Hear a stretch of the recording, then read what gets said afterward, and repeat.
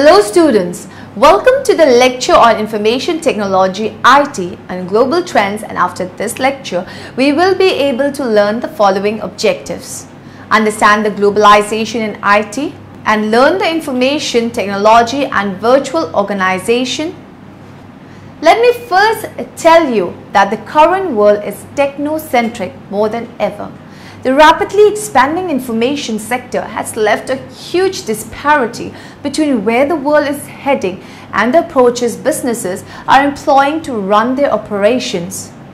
The challenges to businesses are therefore phenomenal, especially considering the fact the IT industry is undergoing a tectonic shift in technology. Why do you need to know about the IT department? What are the abilities of the IT department? How is the IT department organized? What IS-related jobs exist out there? How do organizations decide about how much to spend on IT? And what are your rights and responsibilities? So why do you need to know about the IT department? There are two main reasons for this. First of all, you should know the duties and responsibilities of an IT department so that you will be a more effective user of its resources. Secondly, the better informed you are about the IT department, the more effective manager or executive you will be. So what are the responsibilities of the IT department? There are four major responsibilities for this. First is to plan for information systems and IT infrastructure. Then there's developing and adapting information systems and IT infrastructure. Then we have maintaining information systems and operating and maintaining the IT infrastructure.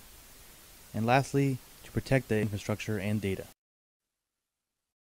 Let's look at each of these responsibilities more closely.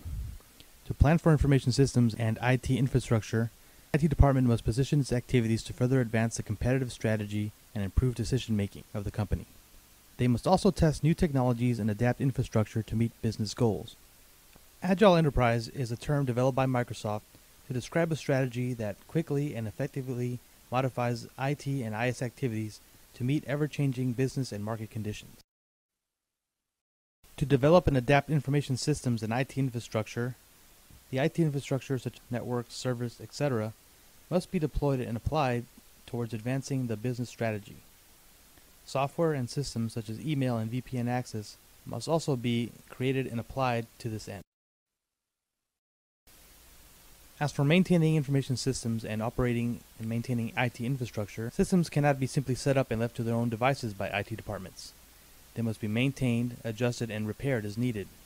One of the more important parts of these is maintaining network connectivity, as this is a crucial element of an IT department's responsibilities, since loss of such connectivity can have far-reaching consequences. Perhaps one of the most important responsibilities of an IT department is to protect infrastructure and data from human error, malicious human activity, and natural events and disasters. IT departments need to understand the risks and specify safeguards against them. They must work closely with management to assess the cost-benefit of implementing what could be potentially costly safeguards. So how is an IT department organized? Typically, it is headed by a Chief Information Officer or someone with another title such as Vice President of Information Services or Director of Information Services, and they would report to the CEO, COO, or CFO of a company. Other departments such as Web Services, Operations, and Development would serve underneath the CIO. Take a look at this graphic that displays how a company might typically organize their IT department. Note that the CTO, or Chief Technology Officer, who is responsible for developing new technologies, works underneath the CIO. So what IS-related jobs exist out there? Take a moment to look at this chart that displays some IS-related jobs. These here are on the lower end of the paying scale and require less skill and responsibilities. Now take a look at this other list of IS-related jobs. Notice that they are on the higher end of the paying scale. Obviously, they are on the higher end of the paying scale because they require higher skill sets and responsibilities.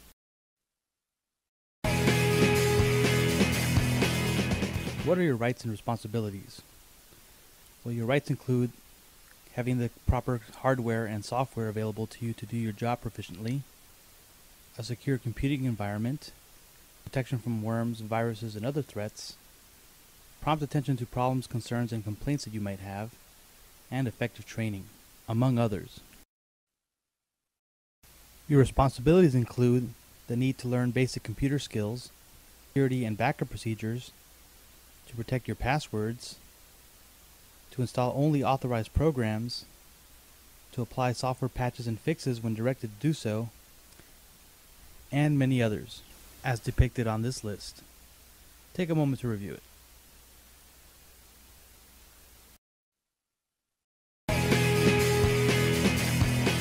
Our last topic is on how organizations decide how much to spend on IT. First, they must analyze the costs and benefits in IT. Estimates on IT projects can be difficult because sometimes coming up with actual dollar amounts for these projects can be tricky. A tangible benefit can easily be computed. An example of this would be an investment that would produce a 10% reduction in customer support. An intangible benefit is not easily computed. An email system, for instance, that is used company-wide can have benefits that are very far-reaching and also very hard to calculate. Many cubicle workers hate their jobs and secretly wish to start a business.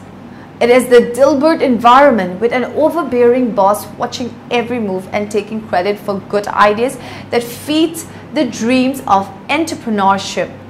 If ever there was a better time to start our own business, now would be it. Entrepreneurs today have access to a wealth of knowledge, a variety of support sources, and reduced startup cost.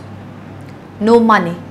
Having enough money to start a business is claimed by many entrepreneur wannabes to thwarting their dreams. The reality of a successful business is to bootstrap it in the beginning and accomplish the most critical mission of any startup: finding a customer. No time, working a full-time job, raising a family, and enjoying a weekend out is the common time-filled life when we work in cube villa. Time is a resource we can control. If we are going to be a successful business owner, mastering time is the key. Startups require sacrifices. No benefits? Let us face it, stepping out of the corporate world without benefits can feel like walking a trapeze without a safety net. It can be easier for a younger, healthy worker to forego the health benefits offered by a company. No family support? It is difficult enough to give up the comforts of the corporate world to start a business. Without the support of our family and friends, the journey can be challenging. To win the support of our family, take the time to explain the business and build a solid business plan. No courage? Dig deep enough and we will often find the reason for not starting a business are excuses. The biggest barrier to overcome is ourselves. Fear is present in all entrepreneurs. An information system is a set of people, data, and procedures that work together to provide useful information. It is essential to the functioning of a complex multinational corporation, MNC. The need for an effective management information system, MIS, function is particularly crucial for the survival and success of MNCs. Because of their international structure, MNCs are vulnerable to the uncertainties associated with the multiple political, cultural, and economic system within which they operate. Ekman-Lajild and Paul Weyer provide the following primary strategies for developing a global information system. The participation of personnel from multiple sites can help create a plan that meets the requirements of all regions, can also increase the likelihood of mutual acceptance of the software and adhering to international standards. By this process, the construction of the various subsystems are performed at the local sites and integrated. The various systems are coordinated via common development methodologies via shared software tool and email. In this process, the system is developed at the headquarters and then installed at the subsidiaries. The advantages of the process are lower cost, certainty of a standard operating procedure, and better communication. However, the disadvantages may include resistance by subsidiaries or incompatibility with the requirements of some regions. This process relies on a centralized system that develops a common global solution while taking into consideration and accommodating the regional needs of the subsidiary. This process can allow the subsidiary to alter the centralized approach to suit their separate requirements. The process involves selecting the best software currently in use within the organization and implementing it throughout the group. However, this process may require some modification due to the differences in the technological resources. Outsourcing provides that the system is developed by an external company. Outsourcing can be used to implement and enforce global standards along with reducing cost. The disadvantages to this process may be that management lost a certain amount of control and may also lose a competitive advantage. By this process, the organization simply purchased the required software instead of developing it themselves. With such unmodified packages, agreements can be made with vendors to provide better support and ensure that future modification will be compatible. By this process, the software required is modified by the vendors prior to acquisition. In many cases, only minimal modification is recommended due to the high cost of development and maintenance that can be incurred. This process involves the hiring of vendors to create and help administrate the system in its entirety. This process can have the advantages of ensuring that the latest technology is available and can be implemented quickly. Now, all those changes that we have been talking about here, I think you can derive them back to two rather simple but extremely powerful drivers. And basically it all began 1946, right after the Second World War. If you look at the statistics, in any country, in any part of the world, it's the same. Something began 1946.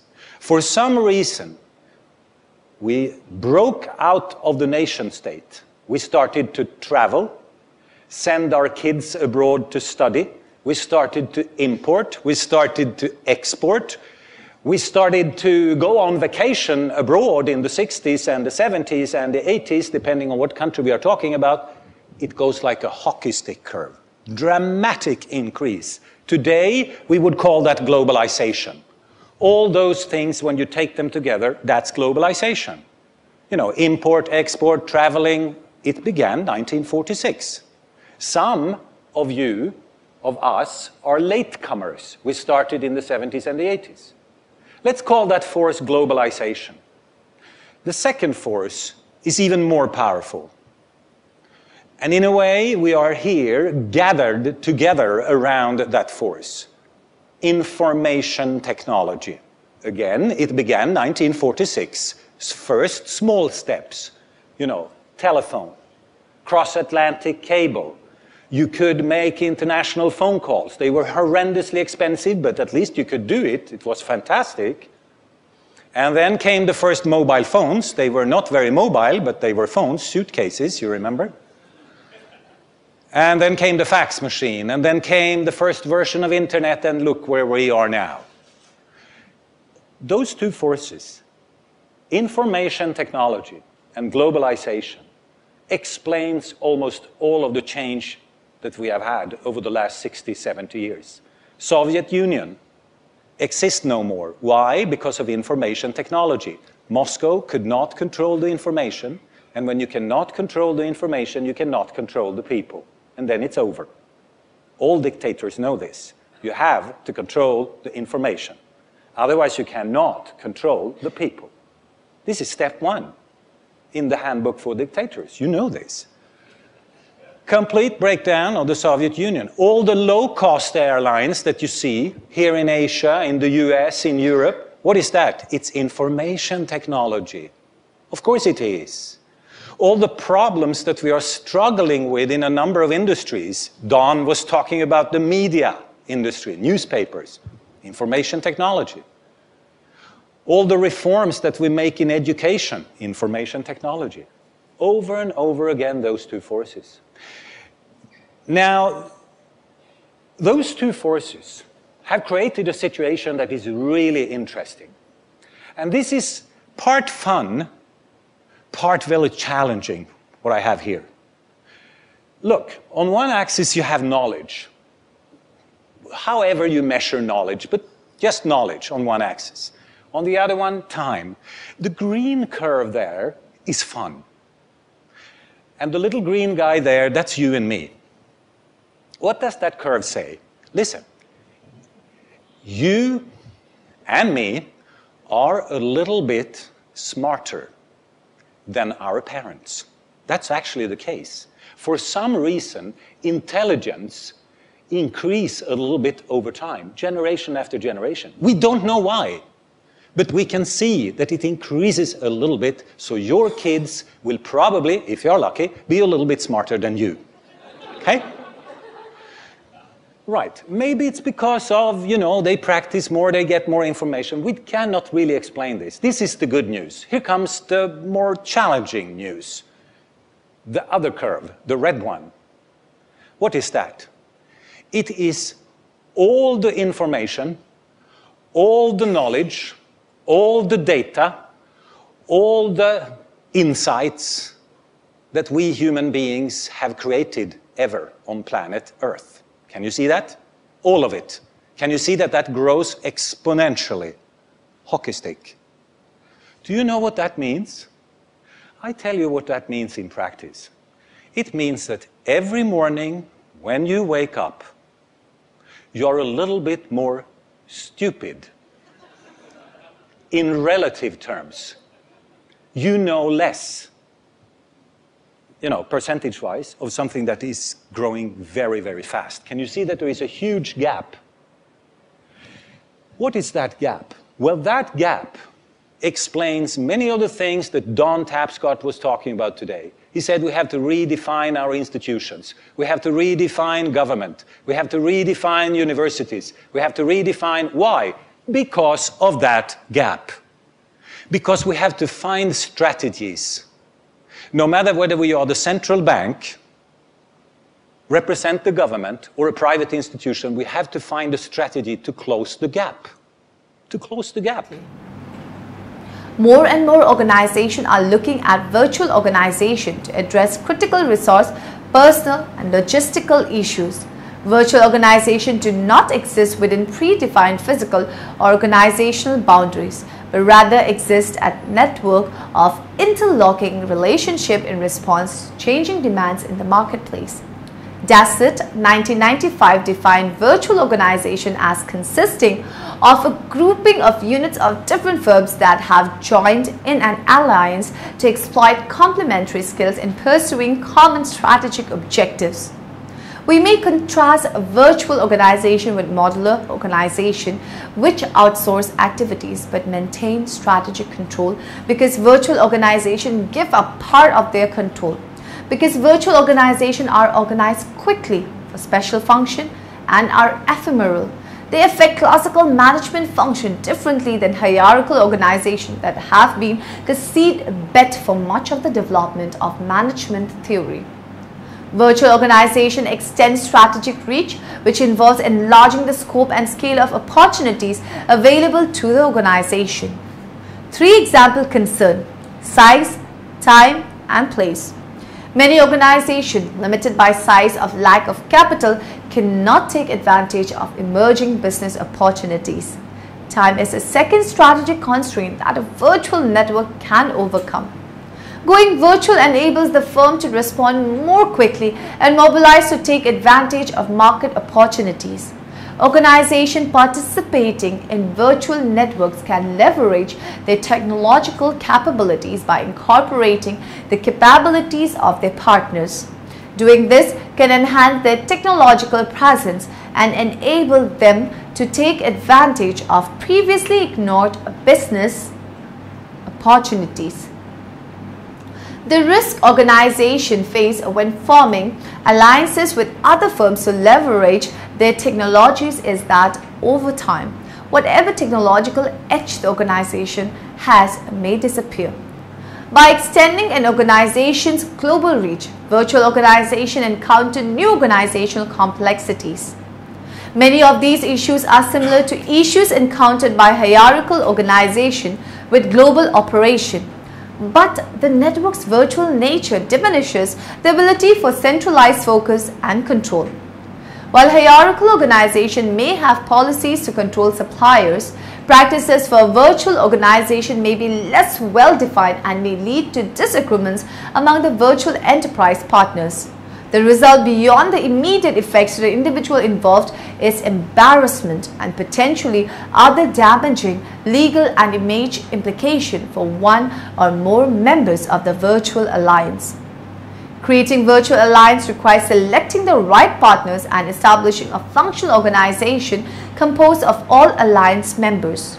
Because issues of strategy and control come into play, organizing for a virtual alliance means knowledge, the expertise of the affiliated organization, and some foreknowledge of the compatibility among all of the organization.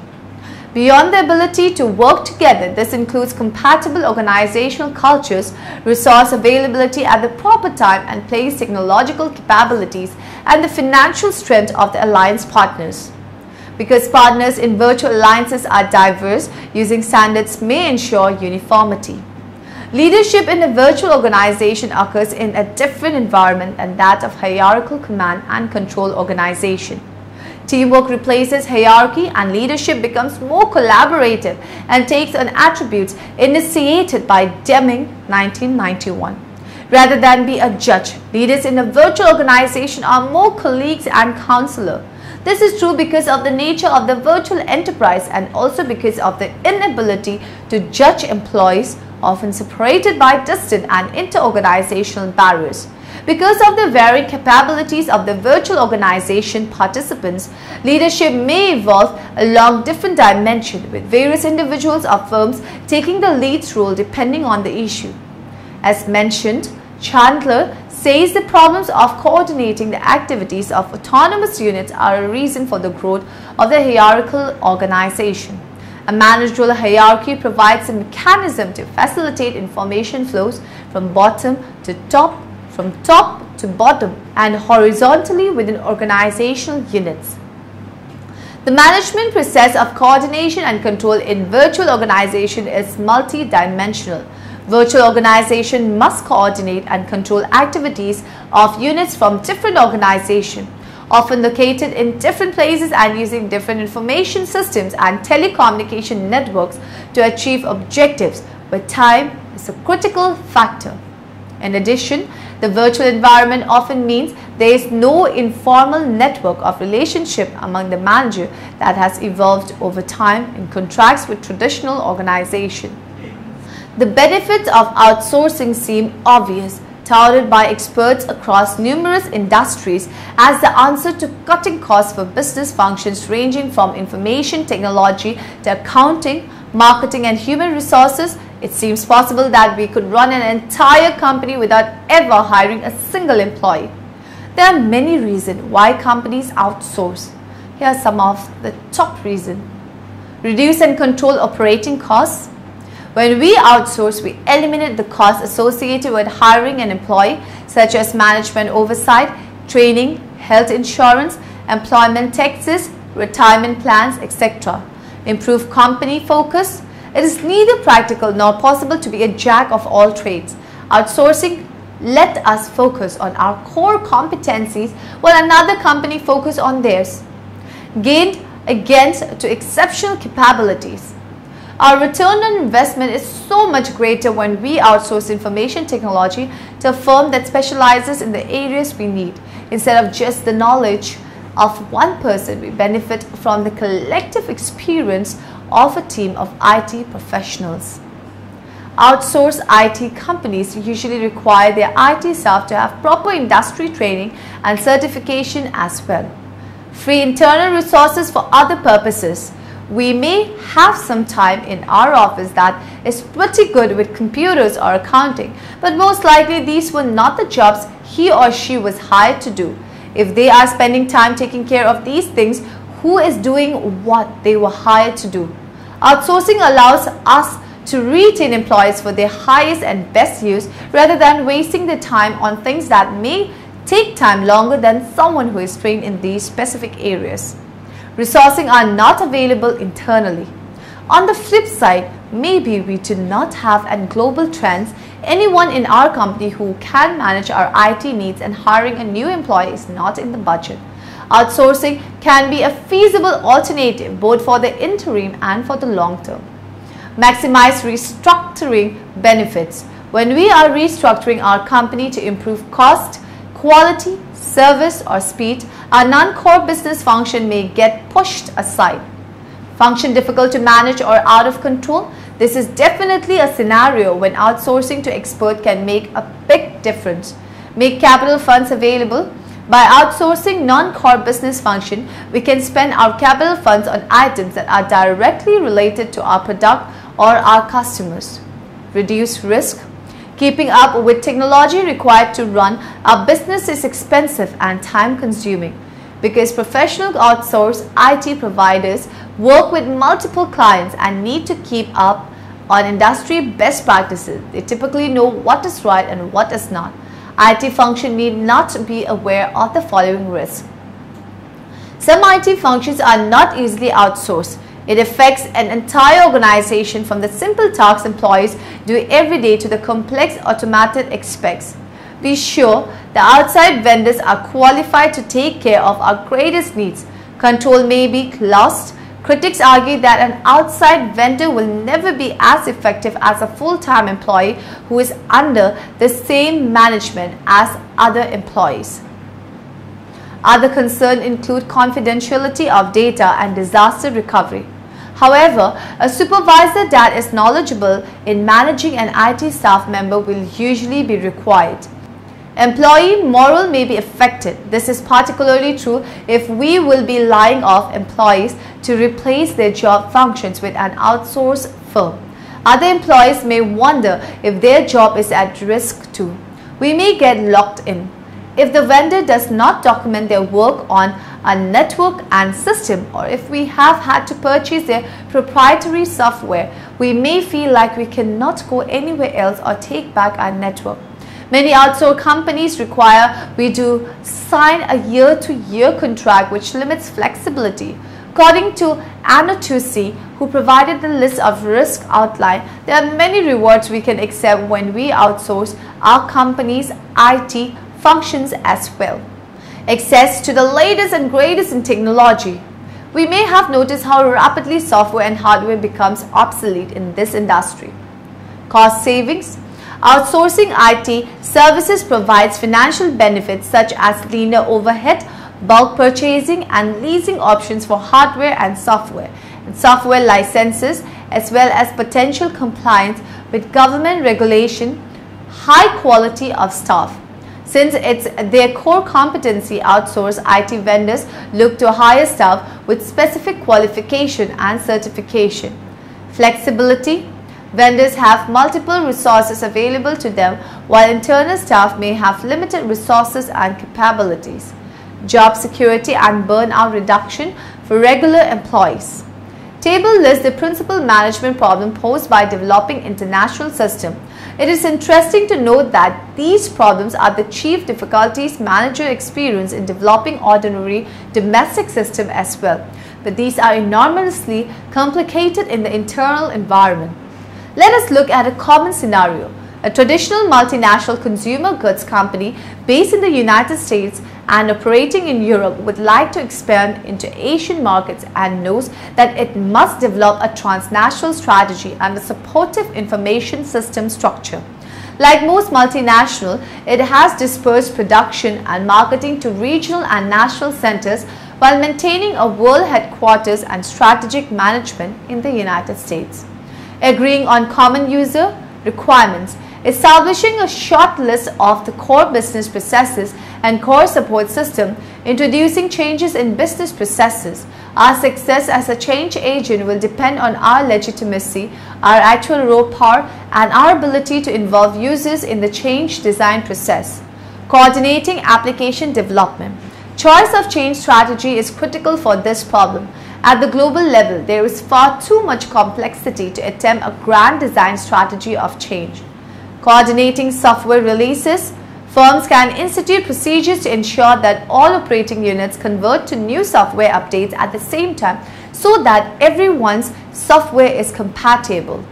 The key to this problem is to involve users in the creation of the design without giving up control over the development of the project to parochial interests.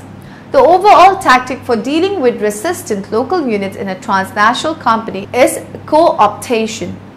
Co-optation is defined as bringing the opposition into the process of designing and implementing the solution without giving up control over the direction and nature of the change. Now, in the end, let us summarize what we have learned in this lecture. A global economy is an economy whose core activities work as a unit in real time on the planetary scale. Globalization and liberalization do not eliminate the nation state, but they fundamentally redefine its role and affect its operation. An information system is a set of people, data and procedures that work together to provide useful information. The factors causing virtual organization to form existed long before the age of computers. The management process of coordination and control in virtual organization is multi-dimensional.